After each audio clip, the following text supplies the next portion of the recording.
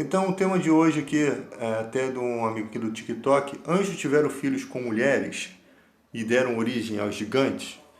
Eu gosto de fazer certas análises baseadas em outras questões, às vezes não propriamente só conectando a Bíblia, e até conectando alguns raciocínios, né?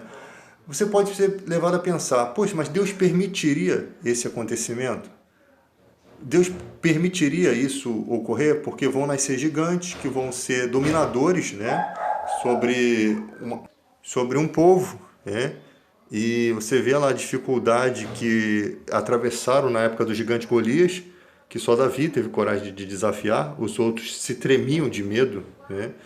Então, partindo do ponto de que Deus pode permitir, vamos raciocinar. É citado na Bíblia uma jovem que ele está endemoniado e o demônio joga ele na água do fogo desde a infância dele. Isso Jesus questiona o pai do menino e demonstra que os demônios estavam possuindo aquele jovem. Então ali há um ponto em que Deus permitiu aquele acontecimento. Né? Então o atrevimento dos demônios de possuir uma criança inocente existe. E por que não um acontecimento dessa natureza também não poderia ocorrer, como na questão dos anjos que tiveram filhos com mulheres, né? Nós sabemos sobre os anjos que são assexuados. Então, como eles se materializariam para se tornarem humanos? Há essa possibilidade? Nós vemos pela Bíblia situações em que anjos se materializaram, né? E quase foram estuprados na época da cidade de Sodoma e Gomorra, né? Anjos se materializaram ali. E tem outros tipos de teofonia, que chama teofonia de materialização. Na própria questão do Jardim do Éden, Deus se materializava de uma forma humana para estar com Adão ali, né? Uma forma em que poderia ser visto.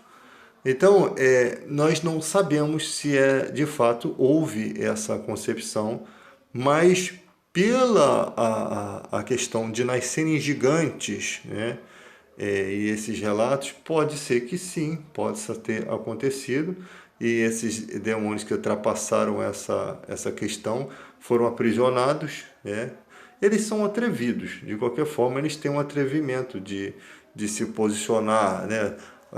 Rondar pela terra e tal. Ele tem um atrevimento até um certo ponto, mas eles têm atrevimento de tentar Jesus Cristo. Eles são atrevidos. Agora, a esse ponto nós não sabemos se realmente nasceram. Porque a Bíblia fala que Eva é mãe de todos os viventes, né? De um só fez toda a raça humana, e Eva é mãe de todos os seres viventes. Então, esse texto, se você raciocinar, não cabe outro nascimento dentro disso, porque os anjos se materializaram, tomaram mulheres, teve um nascimento fora da natureza adâmica. Como seria isso? E o fato deles nascerem gigantes também eu nem tinha raciocinado, estou raciocinando agora. O fato deles terem nascido gigantes, eles, de qualquer forma, eles ultrapassaram uma natureza adâmica. Eles nasceram de mãe de natureza adâmica, mas a concepção paterna, se for o caso, os anjos, né, atribuído aos anjos, eles teriam outras atribuições, talvez, né?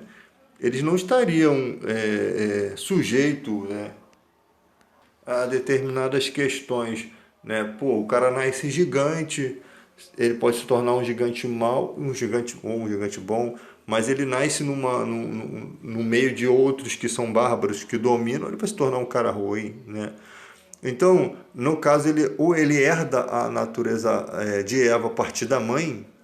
Eu acho muito estranho isso, questões de a linhagem disso, né? A linhagem disso, que tipo de atribuições viriam desses anjos, desse DNA angelical? Porque o anjo se materializou em ser humano, em uma forma humana, com que tipo de DNA, com que tipo de material genético, ele concede ele, né, tem um relacionamento com uma mulher humana, né, e essa dá à luz a um gigante que só tem o atributo de gigantismo, sabe? Qual os atributos que ele herdou da mãe, qual os atributos que ele herda do pai?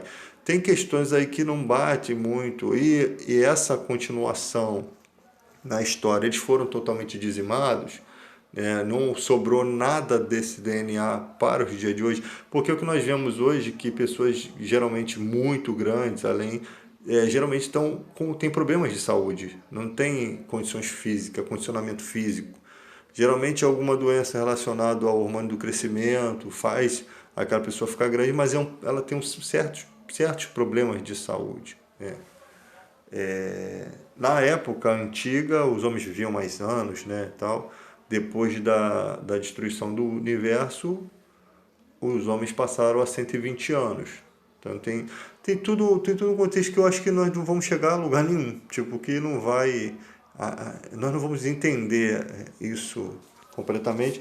E não tem tanta importância entender esse significado disso daí, né?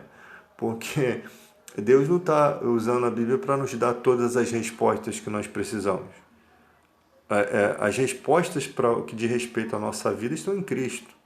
Então, a gente ficar debatendo essa questão, a gente pode assim raciocinar sobre esse assunto brevemente e rejeitar, como Paulo diz, certas ilusões, certas histórias, porque não frutifica em nada. Tipo, não tem poder de conversão, não tem poder de transformação, tá?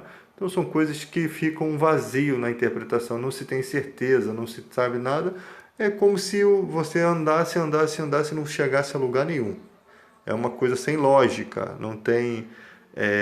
Você imagina, mas não tem como comprovar, né? Não tem comprovação. Então, o que tem como comprovar, as coisas bíblicas ali, são coisas boas que possam edificar. Está comprovado, né? Eu lembro que às vezes existem respostas tão bem claras, mas não estão ao nosso alcance, né? Como na época lá, Jesus falando da ressurreição, que os saduceus não acreditavam. E no próprio texto deles, no Pentateuco, dizia: Deus é Deus de Abraão, Isaac e Jacó. Aí Jesus questionou eles: ué, por acaso Deus é Deus de morto? Porque se na concepção deles não existe ressurreição, Deus passa a não ser mais Deus de Abraão, Isaac e Jacó. Eles não existem mais, porque os saduceus não creem na eternidade. Não havendo eternidade, aqueles homens foram só fagulhas no tempo. Eles não têm mais. Não tem como Deus ser o Deus deles se eles não existem mais. Então Deus continua sendo o Deus de Abraão, Isaac e Jacó, por quê? Porque eles vivem em uma outra dimensão, né? numa dimensão divina, né? Eles vivem ainda, então Deus pode ainda ser Deus deles. Deus ainda alcança eles, porque eles são eternos. Morreram aqui, né? Mas eles ainda vivem. Então foi esse questionamento que Jesus levou aos saduceus. Essa resposta deixou eles confusos, né? Agora, não diz o texto como eles ficaram antes dessa confusão. Se eles abafaram o caso, né, jogaram toda aquela informação para debaixo do tapete, ou continuaram vivendo na ignorância dos seus raciocínios, né, das suas ideologias. Porque o que acontece muitas vezes é isso. Você tem um encontro com a verdade, mas você prefere abraçar a mentira, ainda que a verdade esteja gritando nos seus ouvidos.